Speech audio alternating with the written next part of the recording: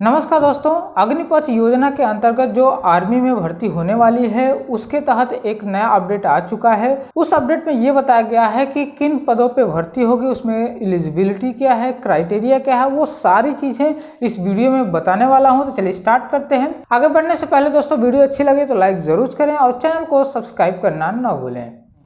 दोस्तों, अग्निपथ का नोटिफिकेशन देखने के लिए पहले तो हम इंडियन एयरफोर्स के साइट पे जाएंगे। इंडियन एयरफोर्स के साइट पे इसलिए हम जा रहे हैं क्योंकि अभी अग्निवीर का जो नोटिफिकेशन है अभी इसी साइट पे अवेलेबल है, अभी आर्मी के साइट पे अवेलेबल नहीं है। लेकिन इसका जो नोटिफिकेशन है कुछ दिनों के बाद आर्मी के साइट पे भी शो करने लगेगा। तो अभी एयरफोर्स के साइट पे शो कर रहा है, तो चलिए इसका नोटिफिकेशन देख लेते हैं कि इसमें क्या क्या दिया गया है, क्या क्या क्राइटेरिया है, क्या क्या एलिजिबिलिटी है, वो सारी चीजें हम इसमें पढ़ लेते हैं। तो इसके लिए इंडियन एयरफोर्स के साइट पे जाएंगे और इसका साइट का लिंक हम डिस्क्रिप्शन में दे देंगे, वहां से भी इस साइट पे डायरेक्ट आ सकते हैं। तो इस साइट पे आने के बाद आप देख सकते हैं कि जैसे ही ये पेज खुलेगा नीचे दिया हुआ है ज्वाइन अस, तो इसमें दो ऑप्शन है, ऑफिसर और अग्निवीर वायु। तो अग्निवीर वायु पे क्लिक करेंगे। क्लिक करते ही एक पीडीएफ डाउनलोड होगा इस तरह से। चलिए इस पीडीएफ को देखते हैं। ओपन करने के बाद यहाँ पे देख सकते हैं कि इम्पोर्टेंट नोटिफिकेशन टू कैंडिडेट जो पहला है, इसमें जो भी फॉर्म फिलअप किए जाएंगे वो ऑनलाइन होंगे। ऑनलाइन में दो साइट दिया गया है, एक indianearforce.nic.in, इस पे भी भरे जाएंगे, और दूसरा एक और लिंक दिया हुआ है जो careerindianairforce.cdac.in, इन दोनों पे इसका फॉर्म अवेलेबल होगा रजिस्ट्रेशन के लिए। उसके बाद जो इसका रजिस्ट्रेशन होगा वो रजिस्ट्रेशन 24 जून 2022 से स्टार्ट होगा और लास्ट 5 जुलाई 2022 तक ये रजिस्ट्रेशन चलेगा। और ये जो एप्लीकेशन है, रजिस्ट्रेशन का एप्लीकेशन है, नीचे दिए गए जो साइट है इस साइट पे क्लिक करके अपना रजिस्ट्रेशन कर सकते हैं। अभी फिलहाल ये साइट पे काम चल रहा है, अभी ये साइट खुलेगी नहीं, 24 तारीख से ये साइट ओपन होगी। अब इसमें जो रिक्वायरमेंट है, रिक्वायरमेंट में ये बताएगा जो भी कैंडिडेट इसमें इनरोल्ड होंगे उनका जो क्वालिफिकेशन है वो अलग अलग होंगे। जैसे कि इसमें 10th पास होना चाहिए या इंटरमीडिएट होना चाहिए। अगर इंटरमीडिएट नहीं है, सिर्फ 10th पास है, अगर उसके जो आप जॉब में इनरोल्ड होने वाले हैं अगर उसमें 12th मांग रहा है तो उसके तहत अगर कोई 3 ईयर का इंजीनियरिंग कोर्स है या इंजीनियरिंग डिप्लोमा किए हैं तो वो भी यहाँ पे लगा सकते हैं।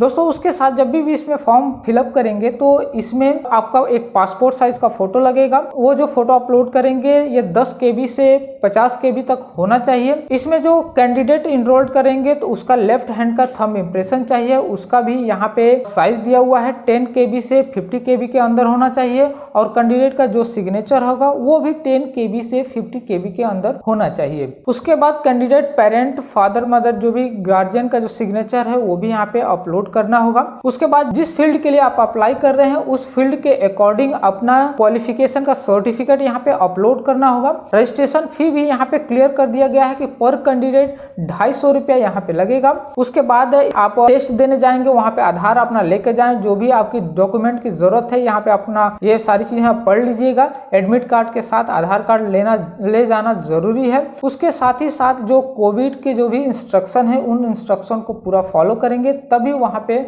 आपको एंट्री मिलेगी। अब आते हैं एलिजिबिलिटी क्राइटेरिया में। एलिजिबिलिटी क्राइटेरिया में दिया हुआ है कि डेट ऑफ बर्थ ब्लॉक में जो भी कैंडिडेट इसमें इनरोल्ड होंगे उनका जो डेट ऑफ बर्थ है वो 29 दिसंबर 1999 से 29 जून 2005 के बीच में होना चाहिए। वही लड़के इस फॉर्म को अप्लाई कर सकते हैं। अब बात करते हैं एजुकेशन क्वालिफिकेशन की। तो यहाँ पे पहला दिया हुआ है साइंस सब्जेक्ट में इंटरमीडिएट पास होना चाहिए और इसमें मैथ, फिजिक्स और इंग्लिश में उनका मिनिमम 50% मार्क होना चाहिए, तभी इस फॉर्म को भर सकते हैं। उसके अलावा अगर 12th पास नहीं है तो उसके जगह पे 3 ईयर का कोई डिप्लोमा डिग्री होना चाहिए जिसमें mechanical engineering, electronics, automobile, computer science 12th पास नहीं किए हैं तो उसके जगह पे ये सारी चीजें होना चाहिए। उसके बाद जो भी आपका मेडिकल टर्म एंड कंडीशन है, जैसे कि मैंडेटरी मेडिकल स्टैंडर्ड जो है अग्निवीर का, इसमें लिख के दिया गया है कि जो हाइट है कितना हाइट होना चाहिए, यानी कि जो हाइट होगी 152.5 सेंटीमीटर होना चाहिए। जो चेस्ट है minimum range of expansion 5 centimetre. जो आपका वेट है आपके हाइट और एज के अनुसार होना चाहिए। उसके बाद जो आपकी सुनने की शक्ति, जो दांतों का है, वो जनरल हेल्थ है, ये सारी चीजें फिटनेस सही होनी चाहिए। और भी इससे रिलेटेड बहुत सारी इंफॉर्मेशन इसमें लिखी गई है। उसके बाद जो टर्म एंड कंडीशन है अपने अनुसार पढ़ लीजिएगा। उसके बाद नेक्स्ट है जो इसमें छुट्टियां जो मिलेंगी, जो एनुअल लीव होगी वो एक साल में 30 दिन मिलेंगे। उसके बाद यहाँ पे जो भी आपकी इनकम या जो भी आपको मंथली पेमेंट दिया जाएगा वो पहले साल होगा वो 30,000 पर मंथ के इंस्टॉलमेंट में दिया जाएगा। और ये जो सैलरी है वो पर ईयर के इंक्रीमेंट के साथ बढ़ाया जाएगा। और इसका एक स्ट्रक्चर यहाँ पे दिया गया है कि किस तरह से आपको पेमेंट दिया जाएगा। तो इसका स्ट्रक्चर आपको चलिए हम समझा देते हैं। जैसे कि यहाँ पे फर्स्ट ईयर में जो आपकी सैलरी है, मंथली जो सैलरी है वो 30,000 है, जो कि 21,000 रुपए कैश इन हैंड में दे दिया जाएगा। और उसमें से जो 9,000 है, जो 30,000 का जो 30% है यानी कि 9,000 है, वो अग्निवीर कैंपस फंड में जमा कर दिया जाएगा। उसी में गवर्नमेंट की तरफ से एक सरप्लस इसमें ऐड किया जाएगा, यानी कि 9,000 तो आपके सैलरी से गया और गवर्नमेंट की तरफ से फिर 9,000 उसमें ऐड किया जाएगा, ये पर मंथ। उसके बाद नेक्स्ट ईयर जो आपकी सैलरी होगी वो 33,000 होगी, जो कि 23,100 आपको मिल जाएगा, यानी कैश इन हैंड मिल जाएगा।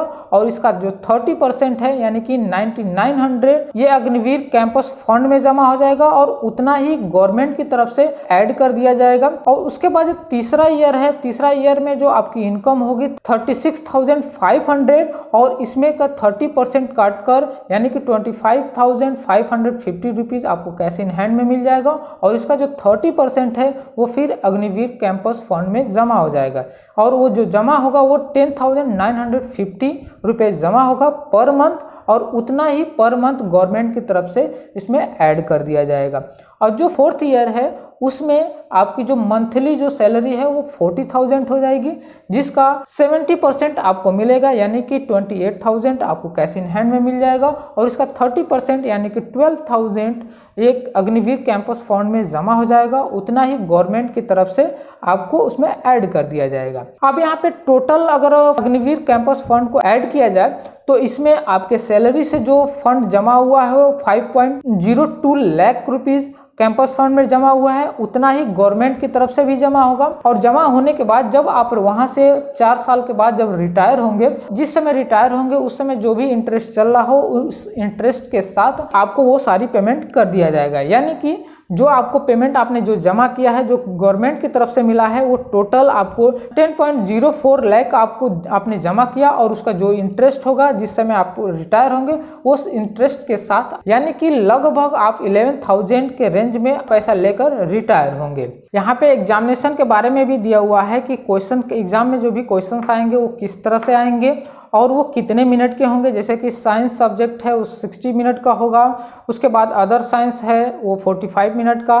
तो इस तरह से आप इस नोटिफिकेशन को पढ़ सकते हैं। तो दोस्तों जो भी इम्पोर्टेंट था वो सारी चीज़ें हमने इसमें बता दिया है। और दोस्तों इसका रजिस्ट्रेशन 24 जून से स्टार्ट होगा और 5 जुलाई तक इसका रजिस्ट्रेशन होगा। तो आप टाइम से इसका रजिस्ट्रेशन करा लीजिएगा, जो भी कैंडिडेट आप इसमें इंटरेस्टेड हों।